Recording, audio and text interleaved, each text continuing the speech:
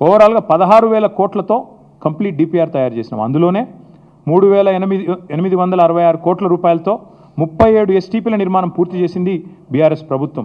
2017లోనే Musi river development corporation ఏర్పాటు చేసినాం. కాళేశ్వరం జలాలతో ఆనాడే గోదావరి మూసీ నదిల అనుసంధానానికి 17 మే 2023లోనే మేము బ్రహ్మాండంగా పరిపాలన అనుమతులు కూడా ఇచ్చినాం, క్యాబినెట్ అనుమతులు కూడా ఇచ్చినాం. అట్లాగే మూసీ మీద 545 కోట్ల రూపాయలతో 15 బ్రిడ్జిల నిర్మాణానికి మేము ఆల్రెడీ టెండర్లు పిలిచినాం. నేను శంకుస్థాపనలు కూడా చేసినాను. ఇప్పటివరకు ఒక్క బ్రిడ్జ్ కూడా పూర్తి కాలేదు.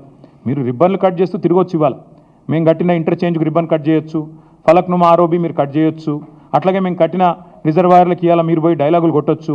మేము తెచ్చిన పరిశ్రమకు నిన్నగాక మొన్న పాలమూరులో పోయి 4 సినిమా డైలాగులు కొట్టొచ్చు. కానీ వాస్తవాలుగానే ఉంటాయి.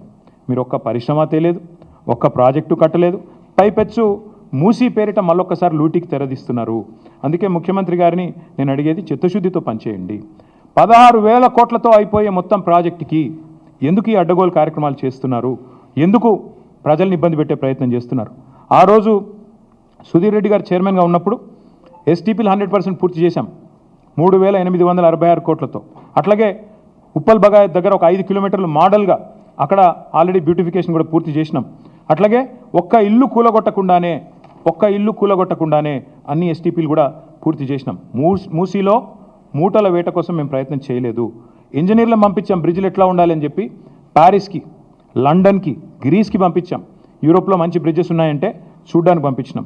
చీకటి ఒప్పందాలు కుదుర్చుకోలేదు, చిల్లర పనులు చేయలేదు. ఇప్పుడు మళ్ళీ చెప్తా ఉన్నా, పూర్తి స్థాయిలో చెప్తా ఉన్నా, ఔటర్ రింగ్ రోడ్డు చుట్టూ మళ్ళీ హైదరాబాద్ ప్రజలకు నేను విజ్ఞప్తి చేస్తా ఉన్నా. ఔటర్ రింగ్ రోడ్డు చుట్టూ రింగ్ మెయిన్ మేము ఆల్రెడీ నిర్మాణం ఒక 50 కిలోమీటర్ల దాకా చేసినాం. మిగతాది కూడా పూర్తి చేసేది కేసీఆర్ ప్రభుత్వమే. మళ్ళీ వస్తాం, కేసీఆర్ ప్రభుత్వమే మిగతాది కూడా పూర్తి చేస్తుంది. తద్వారా రింగ్ మెయిన్ పూర్తి చేయడం ద్వారా ఏమవుతుంది? గోదావరి నీళ్ళు కానీ, కృష్ణా నీళ్ళు కానీ భవిష్యత్తులో ఏనాటికి హైదరాబాద్కి ఇంకొక 500 సంవత్సరాలైనా కరువు లేకుండా చేసే బాధ్యత మాది. రోజుకు కాదు నల్లా నీళ్ళు, 24 గంటలు నల్లా నీళ్ళు ఇచ్చే బాధ్యత మాది. 1000% ఇది మా వాగ్దానం. మీకు వచ్చే ఎన్నికల్లో మా వాగ్దానం హైదరాబాద్ ప్రజలకు. ఈ ముఖ్యమంత్రి వల్ల కాదు అది. ఎందుకంటే ఆయన గోల్ అంతా ఎంతసేపు డబ్బులు ఎట్లా సంపాదించాలని. ముఖ్యమంత్రి గారు మొన్న బయటపడింది ఆయన మనసులోని మాట. ఒక టీవీ చర్చలో చెప్తున్నాడు, కేసీఆర్ తప్పుడు నిర్ణయం తీసుకున్నారు. 20,000 లీటర్ల వరకు ఫ్రీ వాటర్ ఏదైతే ఇస్తున్నాం హైదరాబాద్లో అది చాలా తప్పు నిర్ణయం అన్నాడు ముఖ్యమంత్రి గారు. నేను మీకు ఇవాళ చెప్తా ఉన్నా, జిహెచ్ఎంసీ ఎన్నికల తర్వాత కాంగ్రెస్ ప్రభుత్వం ఫ్రీ వాటర్ స్కీమ్ కూడా రద్దు చేస్తుంది, రాసి పెట్టుకోండి.